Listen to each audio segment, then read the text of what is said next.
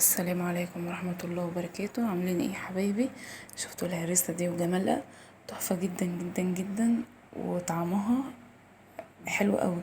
تستخدميها في كل الاكلات، بصراحة ما تستغناش عنها في قلب البيت.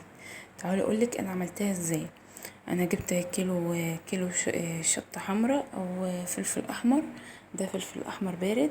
لو عايزاه ولا حامي ولا بارد، حطي نص حامي على نص بارد، بيخفف الحرقية بتاعته. ومعايا 10 فصوص من الثوم، ومعايا نص كوباية مية. هبدأ احط كل ده على بعضه، وهبدأ ان انا ارفعها على النار. هوطي عليها بقى او اسيبيها غلوتين كده، وتوطي عليها وتسيبيها لحد ما تستوي بالشكل ده. هبدأ ان انا اسيبها تبرد، واجيب الكبة بتاعتي، وهبدأ ان انا افرمها كلها في قلب الكبة. فرم الفلفل ده يرجع لك انت. حباه ناعم نعميه، حباه خشنة هتخليها خشنة كده. انا فرمتها، وهخلص بقية الكمية بتاعتي وهوريها لكم بعد ما بتخلص هحط ايه عليه.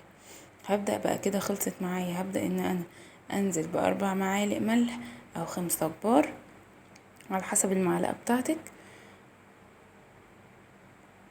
وهبدأ انزل بمعلقتين من التوم البودرة كبار، وبصل بودرة، وكوباية من الزيت، ونص كوباية من الخل.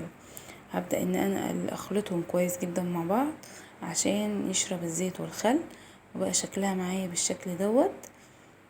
هبدأ اعبيها في برطمانات ازاز نضيفة. لو عندك الكمية كبيرة هتحطيها في الكيس وتحطيها في الفريزر، ولما تعوزي تطلعي تستخدميها. كمية صغيرة هتحطيها في برطمانات وتحطيها في التلاجة عندك لو هتستخدميها كتير. طلعت معايا بالشكل الجميل دوت. ما تنسوش بقى اللايك والشير وسبسكرايب للقناة، وتفعلوا زر الجرس عشان يوصلكوا كل جديد. السلام عليكم ورحمة الله وبركاته.